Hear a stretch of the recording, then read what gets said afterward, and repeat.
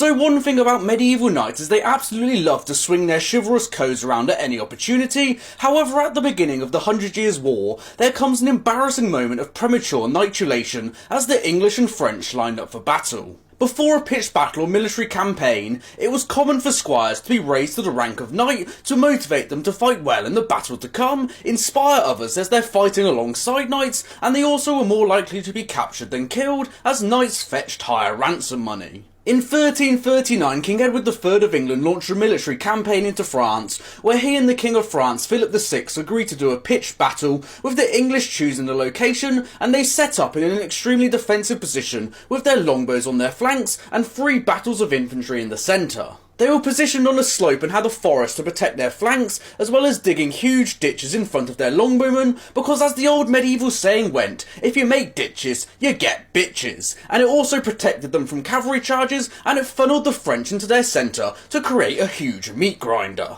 The French spent the night in battle formation waiting for orders in the morning. However, none came and then noon passed and there was still no orders, and it was around this time a hare crossed the battlefield and the restless French sent up a huge roar at this crossing animal. The English third line couldn't see what was happening though, and they believed this huge roar was the French preparing to attack, so they readied their armour and weapons and knighted 14 squires there and then. However, the French attack never actually came, and this was all a bit premature, and these knights soon became known as the Knights of the Hare. King Philip decided he wouldn't charge head-on into an English defensive position, as the ditches they had dug were as deep as a man, so he withdrew his force slightly and dug in their own defensive positions, and with neither side wanting to attack a heavily defended position, they both withdrew from the battlefield. The English did of course claim the moral victory, as King Philip had gone back on his word to do battle. So medieval knights loved to swing their massive weapons around at any opportunity, and in 1351 there comes one of the greatest feats of chivalry, as 2 groups of 30 knights came together for a good old-fashioned brawl.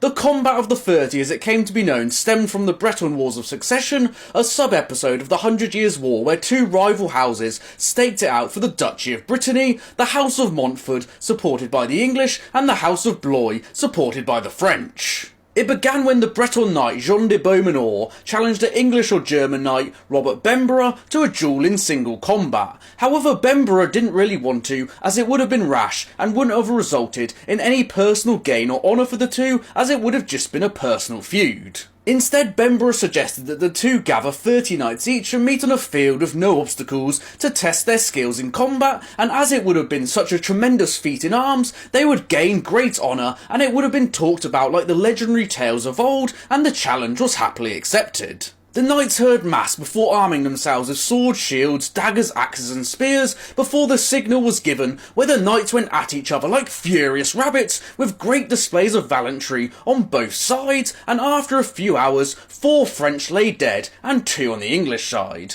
Both sides were exhausted and battered at this point, and de Beaumenor called for a break for refreshments and to bandage all of their wounds, where he was told in response to drink his own blood, as that will cure his thirst, and after a few hour refreshment break, the battle was once again signalled to resume. It seems like the French manager had laid into his team at half-time, as they came out fighting in the second half, pushing the English back into a more defensive shape, before one French knight mounted his horse and charged straight into the English lines, knocking down many, before their leader Bembera was slain, and then the rest of them surrendered as they couldn't help their mates and they couldn't fight on. Everyone who participated in the battle was either wounded or killed, with 9 slain on the English side and 4 on the French, and contemporaries regarded it as one of the greatest feats of chivalry ever performed, celebrating it in music and art. And 20 years later, one knight was honoured above everyone else at a feast by the French king because he participated in the battle. Even though it had no effect on the Breton War of Succession, it didn't of course come without controversy, with some regarding it as thuggish and in poor taste, while some other English claimed that the French actually cheated, as one of their knights was mounted while it was agreed that the rules were to be dismounted.